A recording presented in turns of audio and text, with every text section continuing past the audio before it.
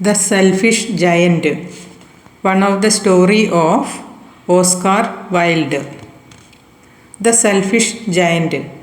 Every afternoon, as they were coming from school, the children used to go and play in the giant's garden. It was a large, lovely garden with soft green grass.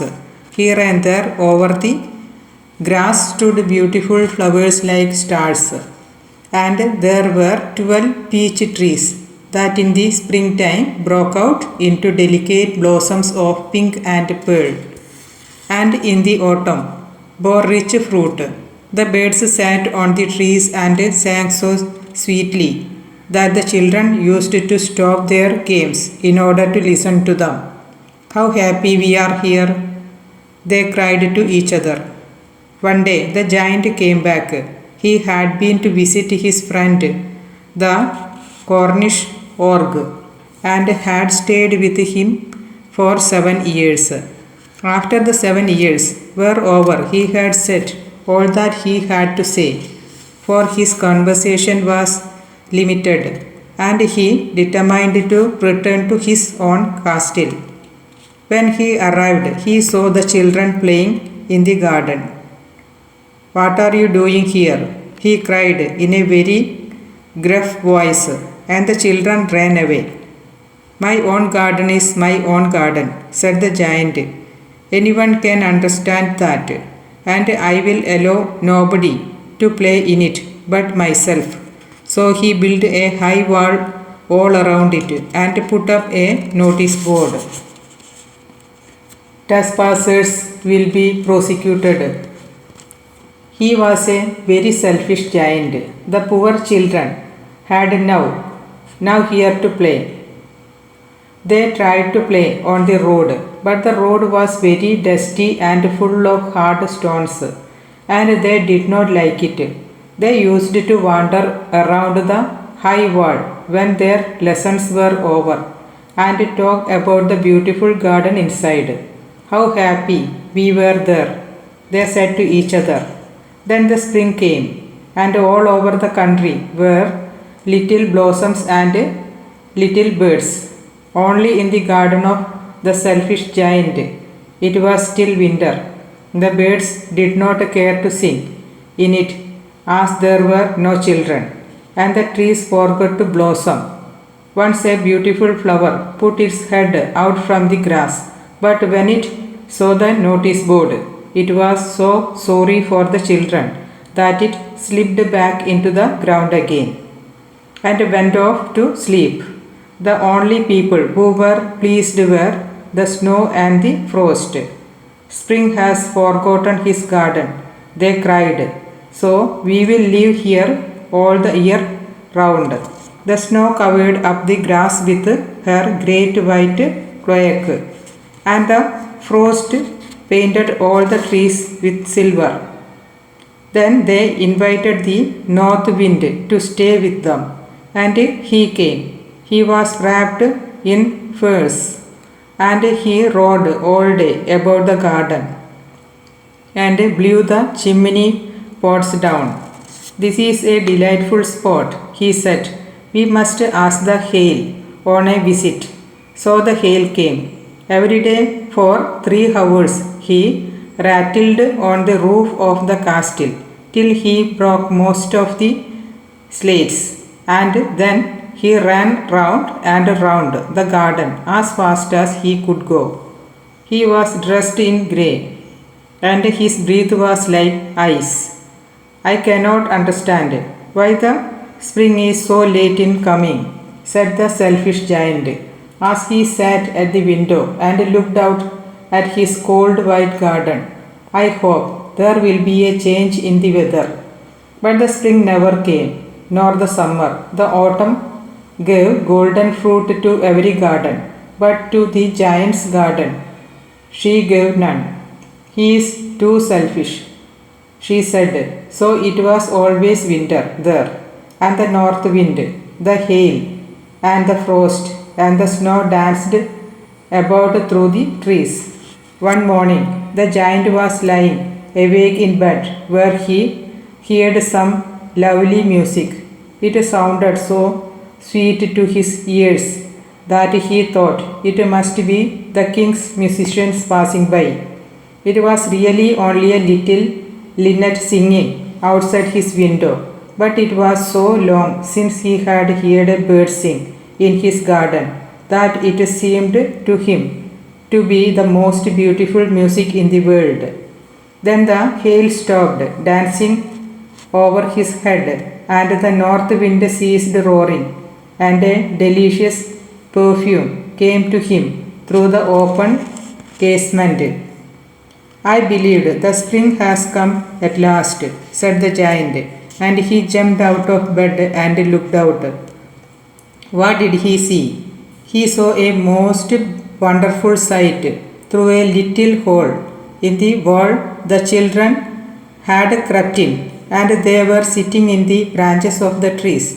In every tree that he could see there was a little child, and the tree were so glad to have the children back again that they had covered themselves with blooms and were waving their arms gently above the children's heads. The birds were flying about and tittering with delight, and the flowers were looking up through the green grass and laughing. It was a lovely scene. Only in one corner it was still winter. It was the farthest corner of the garden, and in it was standing a little boy. He was so small that he could not reach up to the branches of the tree, and he was wandering all round it, crying bitterly. The poor tree was still quite covered with frost and snow, and the north wind was blowing and roaring. Above it, climb up, little boy, said the tree, and it bent its branches down as low as it could. But the boy was too tiny, and the giant's heart melted as he looked out. How selfish I have been, he said. Now I know why the spring would not came here. I will put that poor little boy on the top of the tree, and then I will knock down the wall, and my garden shall be the children's playground for ever and ever. He was really very sorry for what he had done.